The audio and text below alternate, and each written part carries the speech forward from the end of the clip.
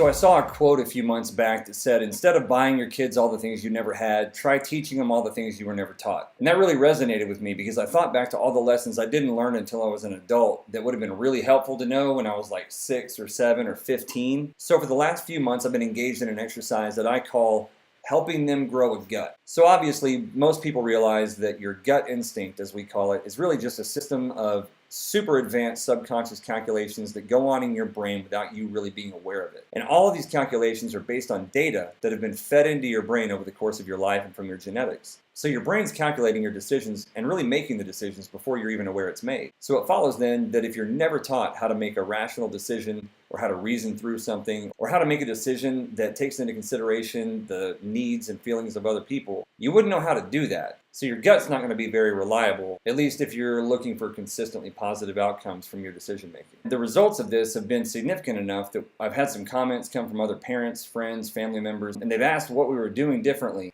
just based on their observation of my relationship with my kids being different, and then their own individual behaviors and outlooks on things too. So I jotted down a few steps to share with you guys, and I think that if you implement this practice in your lives and in your parenting, and maintain it consistently, you'd really be surprised at the outcome. We've seen great results, and I think that they can get even a lot better if you maintain this over time, and I hope to do that. And when done right, I think this exercise can totally overhaul the culture in your household and create a lot better growth environment for you and your family.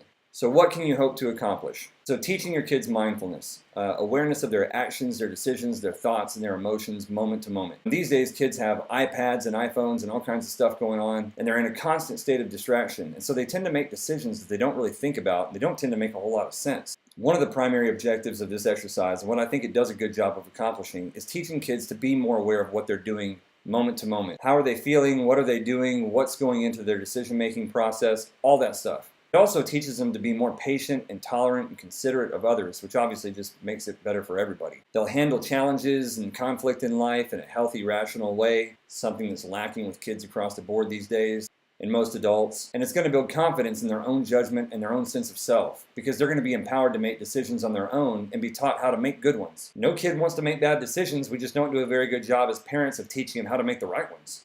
We think we do and we try, but we just don't. Every kid is different, so they need to be taught differently. But if you can at least teach each kid how to be rational and responsible and considerate of others and more tolerant and more patient and how to deal with conflict and challenges better, they're going to be happier and they're going to be a lot more successful in life because they know how to handle things and they know how to deal with it when people don't agree with them.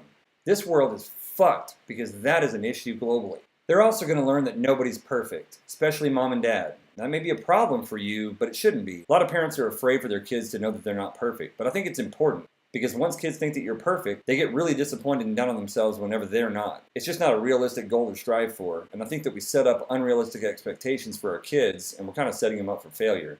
So in this, you're going to be working with your kids through this exercise, and they're going to realize that it's okay to admit whenever you're not doing things right. It's better to change and try to adopt a more effective operating system than just to keep doing shit the way you've always been doing it, no matter how messed up it is. And probably the coolest and most important effect that I've noticed from this exercise is that the relationship I've got with my kids has grown tremendously and become a lot more rich and dynamic, and we interface on a whole different level than we did before because we're engaging each other. And while trying to teach adults to be more logical or rational or open-minded is probably an exercise in futility, kids are surprisingly good at it. Like, they pick it up and they get it. They understand the concept of being considerate of other people once they understand it. And you just explain it to them in a way that they get, and they won't let go of that. As long as you keep that as part of your theme and your culture and your household, they're going to keep living up to that expectation because it won't make any sense not to. So for starters, you're going to need to conduct a self-assessment. So you want to really look at the things that jump out at you pertaining to your relationship with your kids and see what could be improved on and make note of those things. Could you be more patient, more tolerant? Could you pay attention a little bit better when they want your attention and you're busy doing something else? I certainly could most of the time. Next, you're going to want to jot down all those awesome lessons you didn't learn until you were an adult that you wish you would have been taught when you were like 10 or 15. Jot that stuff down and then condense it into little simplified packets or lessons or aphorisms that you can teach to them. Aphorisms are super powerful tools that you can use to simplify complex ideas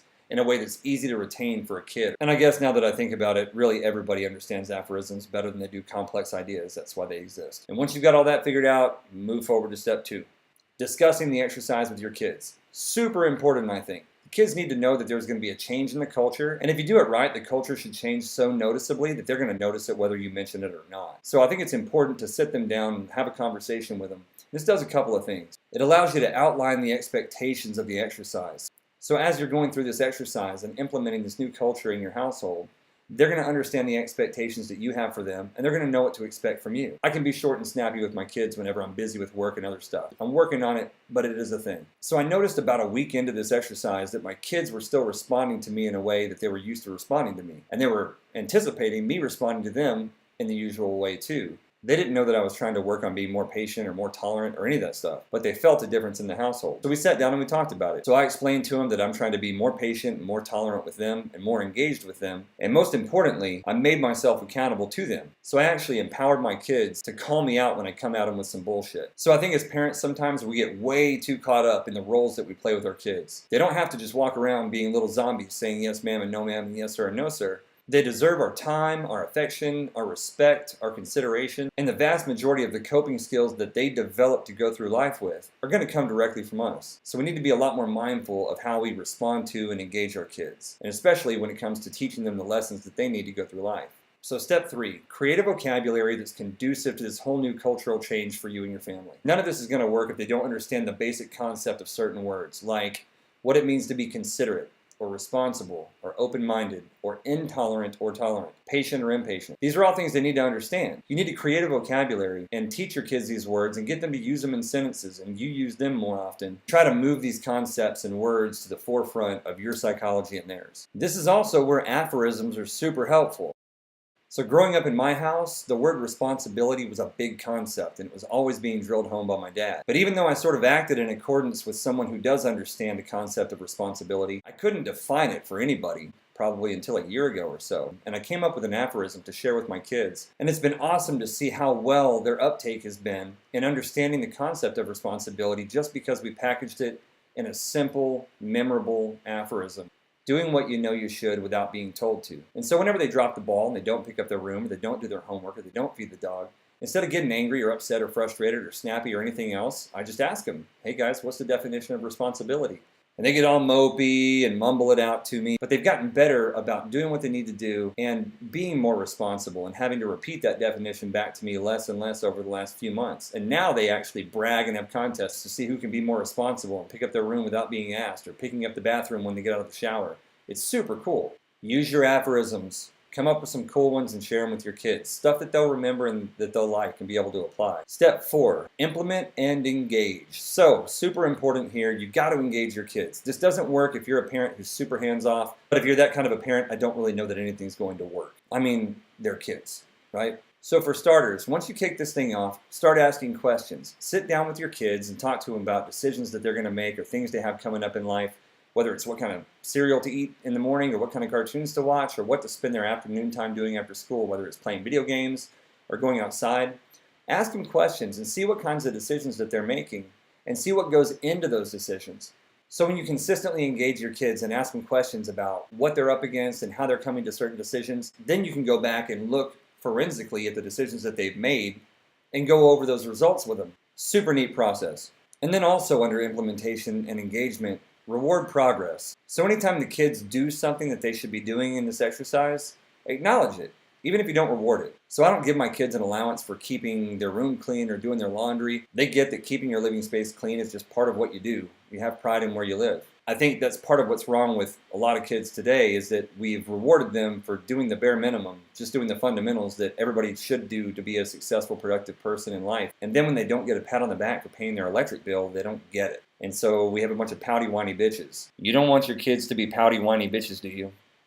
Good. So put a jar on the counter and drop $1 in it every time one of your kids does something empathetic or something thoughtful or considerate of others. It helps. We need to show them that there is reward in being a good person, not just picking up your own shit out of your floor. We've got to get past that. Kids have got to understand that there are basic things you've got to do to be a decent person, like not lying, cheating, stealing, or whatever else, and then picking up your bedroom and brushing your teeth and all the basic stuff. Like, you don't get paid for that. What are you even talking about? So then finally, it's important to remember that you got to maintain this to some extent, right? So your little kids are going to take a lot more frequent engagement and reminder of the different aphorisms and definitions and all that stuff, but this is no different than anything else. I mean, kids these days play video games and figure shit out that I never could. Kids are a lot smarter than you think. You just got to try to teach them in a way that they understand. But unlike sending them to clean their room or take out the trash or do their homework, this actually requires that you as a parent engage your kids. Fucking scary, right? And then just make sure that you remember at all times why you started this in the first place. To give your kids a tool set to deal with life the healthiest way they possibly can.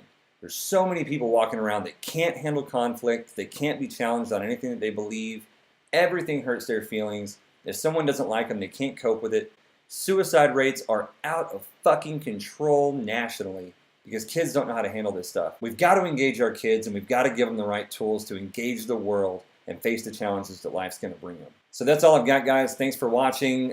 Please comment below and share with somebody who might be interested. Shoot me a thumbs up if you liked it. And if you didn't, just watch it again. Subscribe on YouTube and follow us on Twitter at E3Talk. And that's pretty much it. Thanks a lot, guys. Take care and go have a kick-ass day.